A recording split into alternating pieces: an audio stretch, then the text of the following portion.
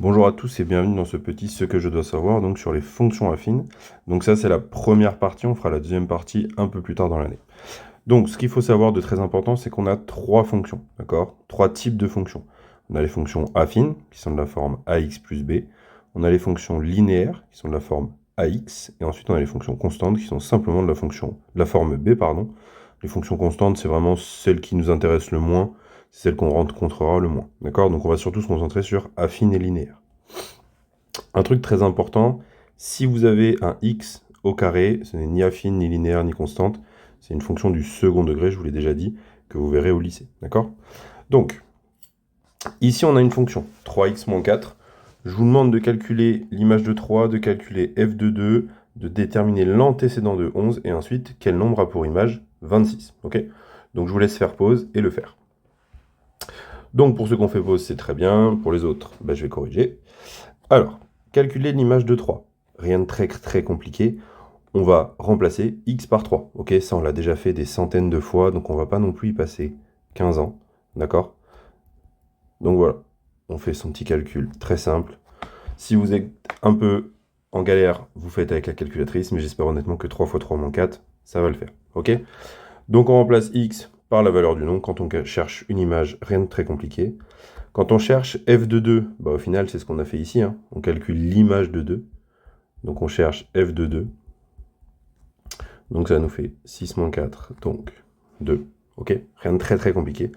Là où vous galérez un poil plus, mais encore une fois, on l'a fait des centaines de fois, c'est quand on cherche l'antécédent. D'accord?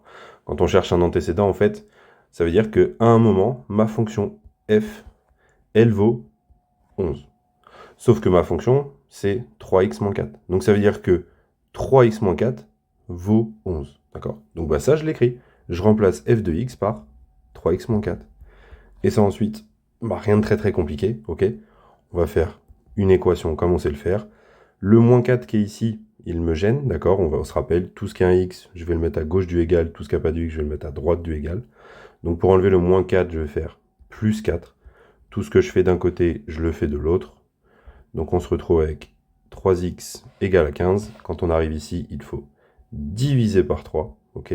Donc on se retrouve avec x égale à 5. D'accord? Donc l'antécédent de 11, c'est 5. Et ensuite, quel nombre a pour image 26? C'est exactement la même chose, d'accord? Il faut chercher l'antécédent de 26. Donc ma fonction f de x, elle vaut 26.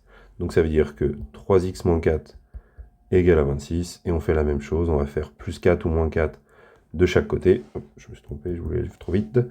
Donc on va faire plus 4 de chaque côté. Donc 26 plus 4. Donc ici on se retrouve avec 3x est égal à 30. On divise par 3. Donc x vaut 10. Ok? Ça, vraiment, c'est pas très compliqué. Donc on a déterminé que l'antécédent de 11, c'était 5. Et l'antécédent de 26, eh bien c'est 10. Ok?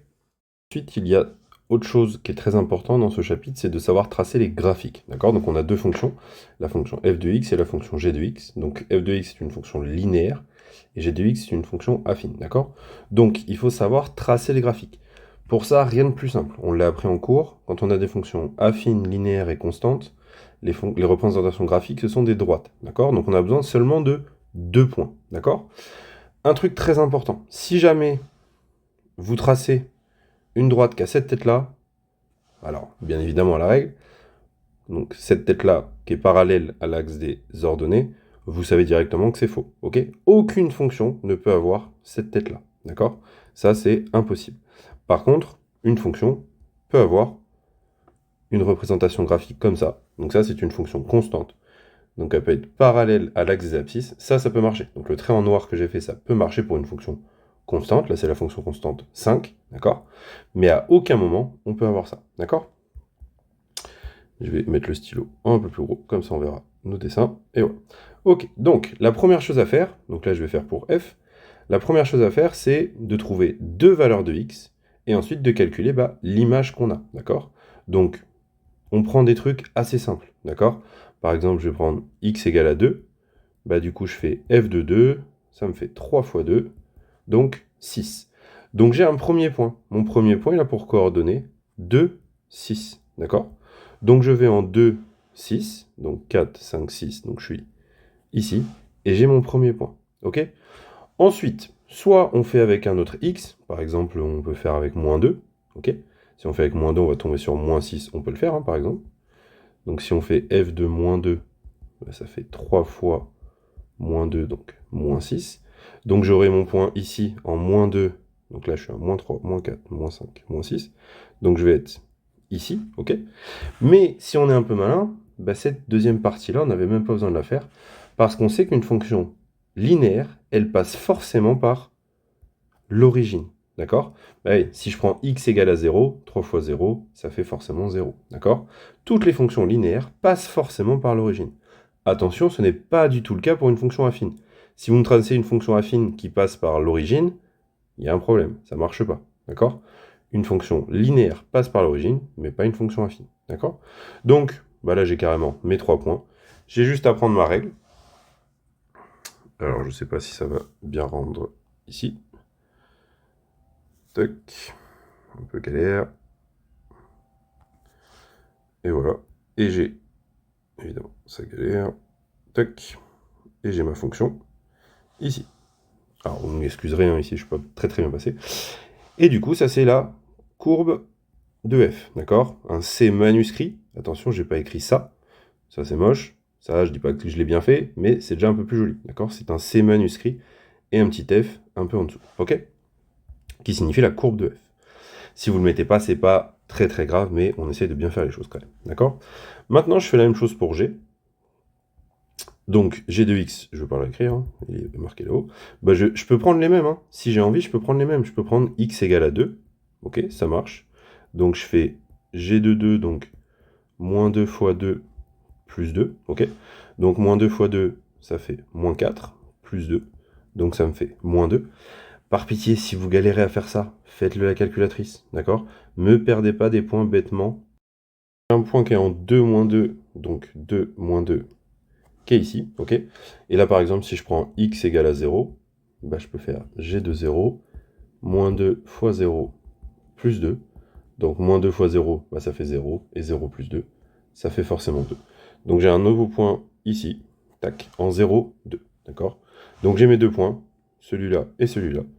Et ensuite, bah, j'ai juste à prendre ma règle et à tracer. Hop. Tac.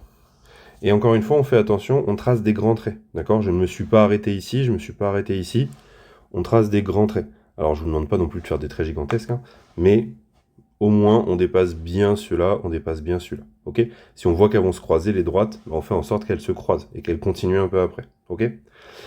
Un truc très important, vous avez vu, j'ai fait mes deux points pour F, donc ici, là. Je les ai mis, j'ai tracé ma courbe. Et ensuite, j'ai fait mes deux points pour G, je les ai mis, et j'ai tracé ma courbe, d'accord? C'est pas je fais mes 4 calculs, je place mes 4 points, et après j'essaie de tracer. Quand vous allez avoir 3, voire 4 courbes à tracer, bah, si vous vous souvenez plus de quel point appartient à quelle droite, bah, c'est un peu galère, parce que vous allez retrouver avec des trucs pas forcément vrais, ok? Donc on fait attention, j'ai trouvé mes deux points pour F, tac, je trace ma courbe de F, j'ai trouvé mes deux points pour G, je trace ma courbe pour G, ok?